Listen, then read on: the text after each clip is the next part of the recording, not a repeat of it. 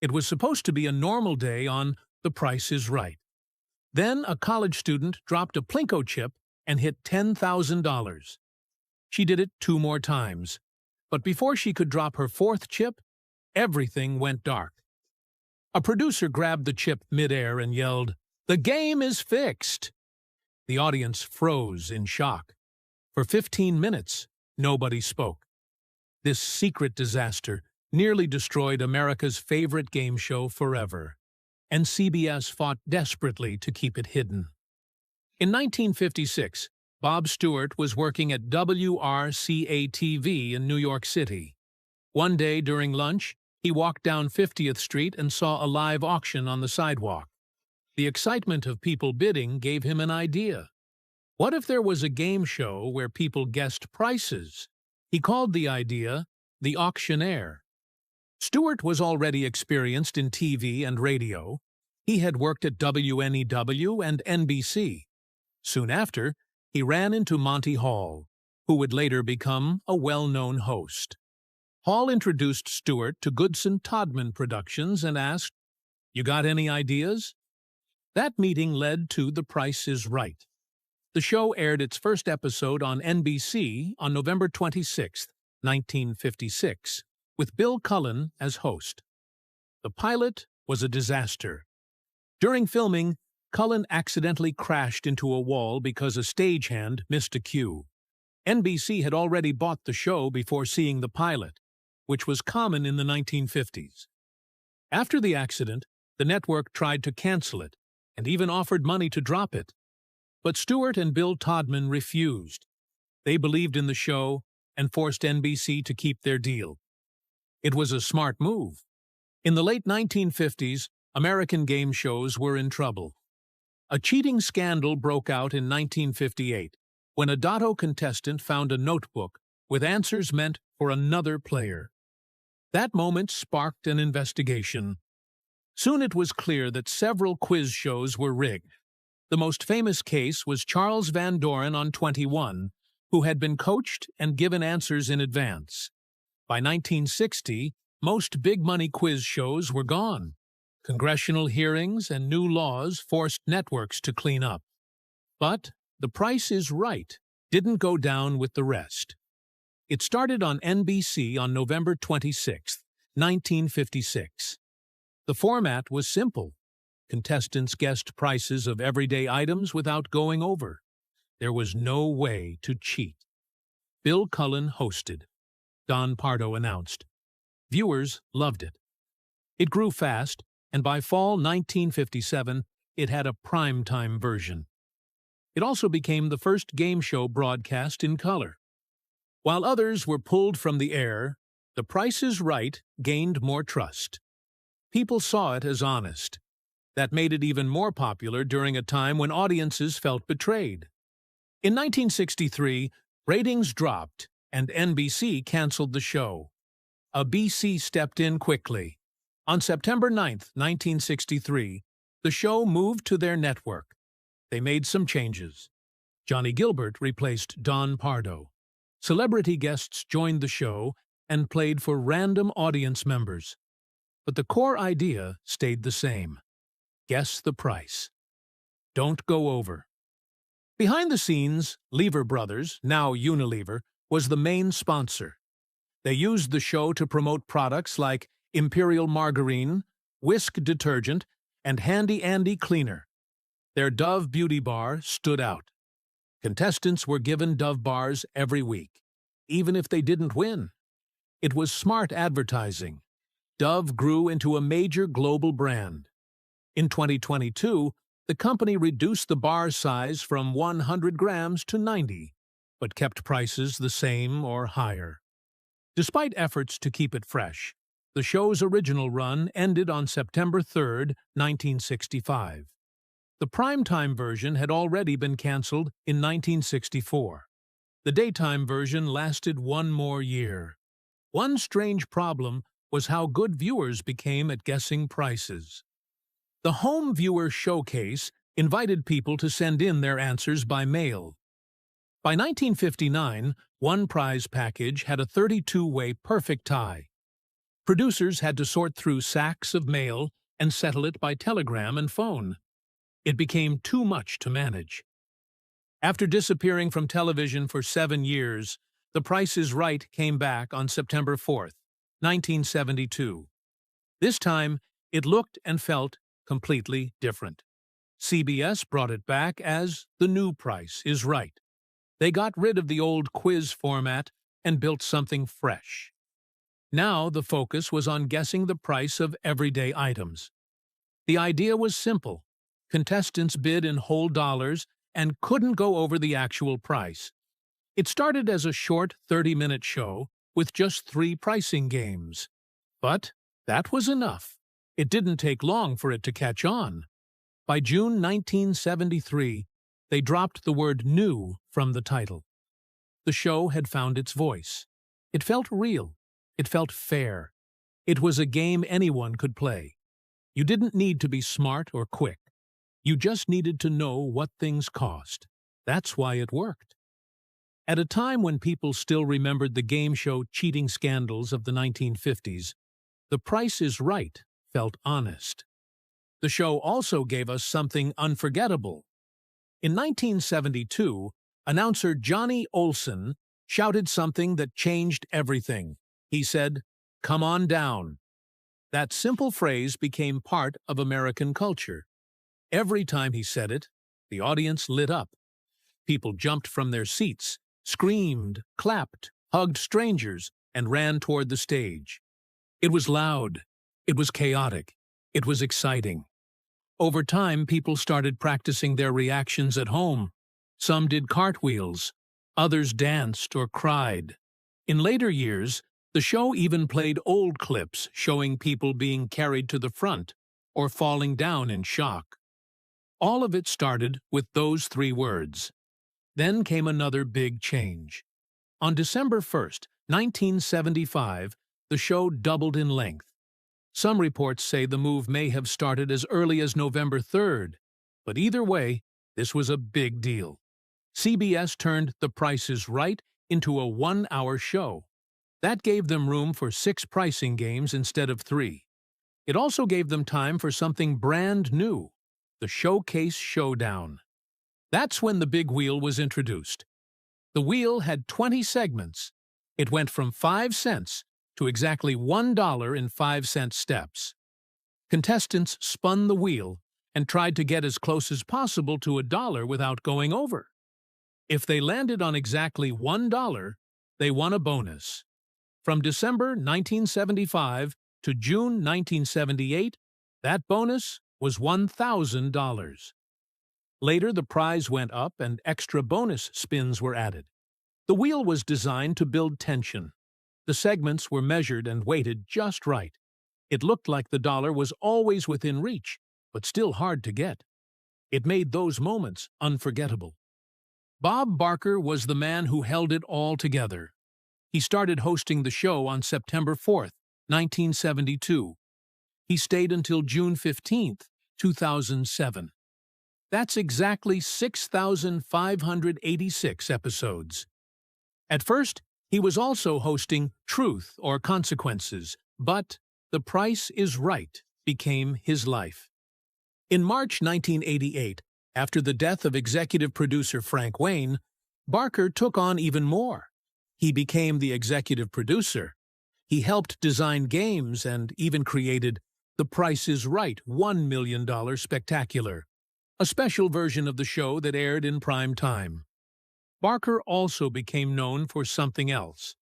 At the end of every episode, he gave the same message. He said, "Help control the pet population. Have your pets spayed or neutered." It became part of the show's legacy. Millions of viewers heard those words every day. When Barker retired in 2007, CBS took a chance. They picked comedian Drew Carey as the new host. Carey's first episode aired in October 2007. At first, longtime fans were unsure. Barker had been calm and classy. Carey was more relaxed and casual. But over time, Carey found his rhythm. As of now, He has hosted more than 3,269 episodes. He kept the show's core the same. He respected history, but he brought his own style and humor. In an interview with People magazine, Carey said, "No matter how my day is, as soon as I get to The Price is Right and walk through the door, it all goes away. It's just vibing all day."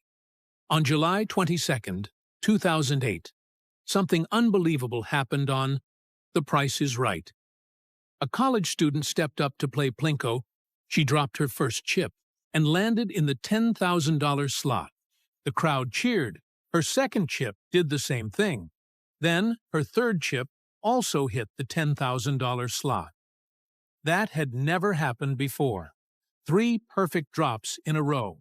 She had already won $30,000. The audience was on its feet. People were screaming. It felt like magic.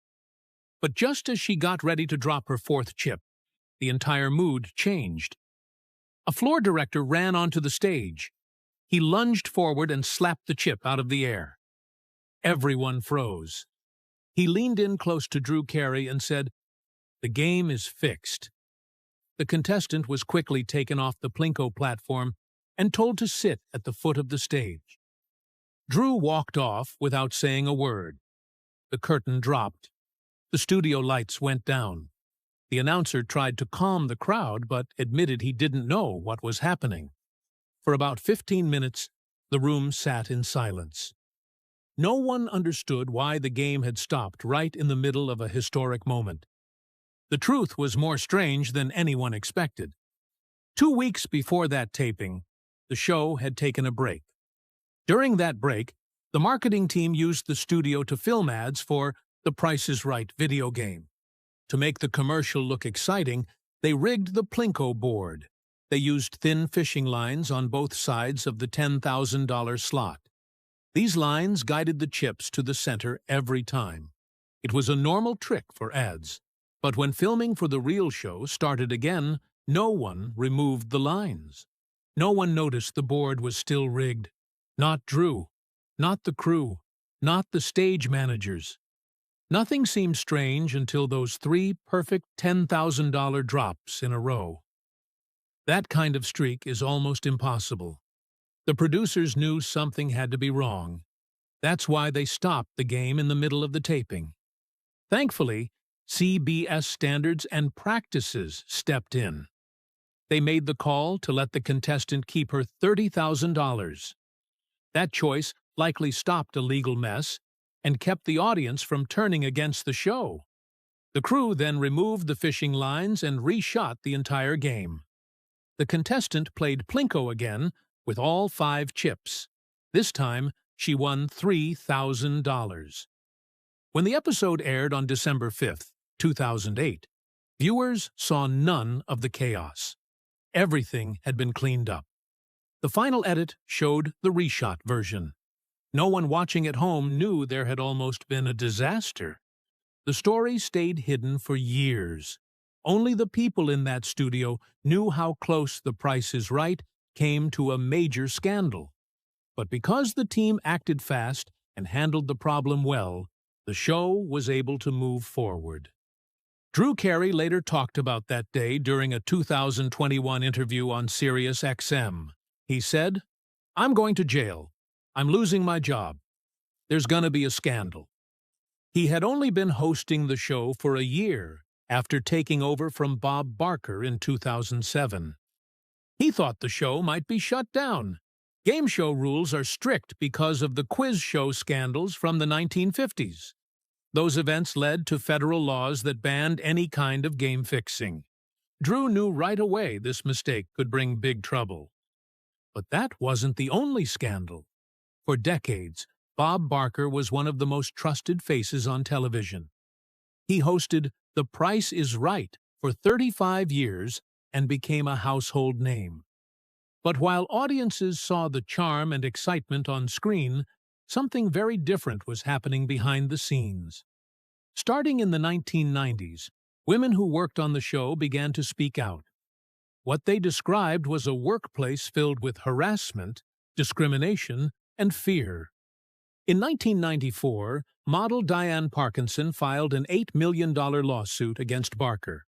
She said he forced her into a sexual relationship that lasted for 3 years. Parkinson claimed Barker made it clear she would lose her job if she didn't do what he wanted. She said he called her into his dressing room between shows and demanded oral sex. At the time, Barker was in his 70s. He denied everything and claimed it was Parkinson who had chased him. He said she wanted to become the next Mrs. Bob Barker. Parkinson eventually dropped the lawsuit due to legal costs and health problems, but her case exposed what many had kept quiet about for years. Another model, Holly Hallstrom, was fired in 1995. The reason given was weight gain caused by medication, but Hallstrom believed the real reason was that she refused to support Barker during the Parkinson case. On July 2, 1996, she filed a legal complaint against him. She accused him of sex discrimination, age discrimination, medical discrimination, breach of contract, and emotional abuse. The legal fight went on for almost 10 years. Barker's legal team kept filing motions to block her. She said she was offered settlements, but only if she agreed to stay silent. She refused. She chose to take less money so she could keep her right to speak. In October 2005, Hallstrom received a multi-million-dollar settlement. She later started a foundation to help people who face abuse at work, but don't have the money to fight back. Hallstrom's case had consequences for others on the show. Models Janice Pennington and Kathleen Bradley were both fired after giving statements in her defense. Pennington had worked on the show since 1972. Bradley, who joined in 1990, was the first permanent black model on the show. Production assistants Linda Riegert and Cheryl Paris were also let go. They had also spoken in support of Hallstrom. The message was clear. If you stood up against Barker, you would be pushed out. Another staff member, Sharon Freeham, filed her own lawsuit. She said she was fired after facing sexual harassment and inappropriate behavior on set. In 2011, model Lanisha Cole also took legal action. She filed a lawsuit with 7 separate complaints, including sexual harassment and false imprisonment. She said 2 producers on the show had mistreated her. Cole's case showed that the problems hadn't gone away, even years after the first lawsuits. The culture on the show wasn't just toxic for women, it was also discriminatory. In sworn testimony, Hallstrom and others said black contestants were marked with a letter B on the call sheets. They were only brought out in the 3rd act, after most of the white contestants had already been chosen. Hallstrom said Barker didn't want too many black contestants on screen. She also said when they tried to hug him, he would run away as a joke. But the joke wasn't funny. It was part of a pattern that had been allowed for too long. In 2007, 4 months after Barker retired, a longtime staff member took a stand. Deborah Curling had worked as a contestant screener for 24 years. She filed a lawsuit for racial discrimination, sexual harassment, and emotional abuse. She said the culture on the show had pushed her to the breaking point. Behind the smiling host and the colorful set, the people working on The Price is Right were dealing with something very different. The lawsuits showed a pattern of abuse and silence. Some lost their jobs, some lost their health, others lost years of their lives fighting legal battles they never wanted. Drew Carey took over The Price is Right in 2007. For years, he was seen as a friendly and funny host. He smiled through every spin of the wheel and joked with every contestant. But in 2025, that image started to fall apart. On March 21st, multiple sources came forward with serious claims. They said Carey had created a toxic work environment. According to staff members, he often yelled at people on set.